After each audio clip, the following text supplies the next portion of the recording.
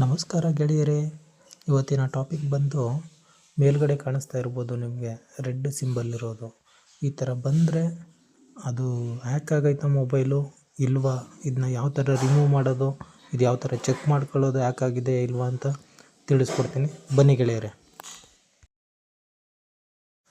Friends, ನಿಮಗೆ ಮೇಲ್ಗಡೆ ಕಾಣಿಸ್ತಾ ಇರ್ಬೋದು ನೋಡಿ, ಲಾಕ್ ಆಗಿದೆ ಇವಾಗ ಮೊಬೈಲು. ಲಾಕ್ ಆದರೆ ಮೇಲ್ಗಡೆ ಒಂದು ಸಿಂಬಲ್ ಬಂದಿದೆ ರೈಟ್ ಸೈಡು. ಆ ಥರ ಬಂದರೆ ಅದನ್ನು ಯಾವ ಥರ ರಿಮೂವ್ ಮಾಡೋದು ಅನ್ನೋದು ಇವತ್ತಿನ ಟಾಪಿಕ್ಕು. ಬನ್ನಿ ಲೆಟ್ಸ್ ಗೋ. ಲಾಕ್ ಓಪನ್ ಮಾಡಿದ್ರೆ ಆ ಸಿಂಬಲ್ ಬರಲ್ಲ, ಬಟ್ ಲಾಕ್ ಮಾಡಿದ್ರೆ ಕೂಡ ಆ ಸಿಂಬಲ್ ಬರುತ್ತೆ. ಇದನ್ನು ಯಾವ ಥರ ರಿಮೂವ್ ಮಾಡೋದು ಅಂತ ಇವಾಗ ತೋರಿಸ್ತೀನಿ, ಬನ್ನಿ ನಿಮಗೆ. ಫ್ರೆಂಡ್ಸ್, ಲಾಕ್ ಓಪನ್ ಮಾಡಿ ಕೆಳಗಡೆ ಸ್ಕ್ರೋಲ್ ಮಾಡಿದ್ರೆ ನೀವು ಅಲ್ಲಿ 3 ಡಾಟ್ ಕಾಣಿಸ್ತಾ ಇರ್ಬೋದು, ಅದನ್ನು ಕ್ಲಿಕ್ ಮಾಡಿ.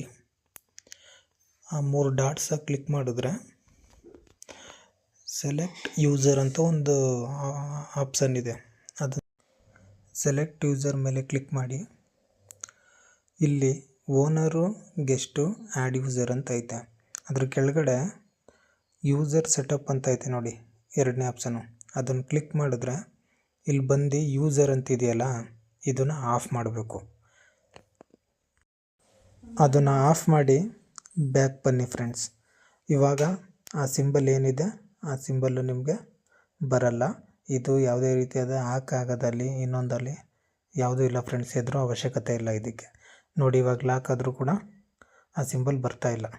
ಇಷ್ಟೇ ಫ್ರೆಂಡ್ಸ್ ಸೆಟ್ಟಿಂಗ್. ಈ ಚಾನಲ್ನ ಸಬ್ಸ್ಕ್ರೈಬ್ ಮಾಡಿ, ಲೈಕ್ ಬಟನ್ ಒತ್ತಿ friends. Okay, thank you. Next ವೀಡಿಯೋದಲ್ಲಿ ಸಿಗ್ತೀನಿ.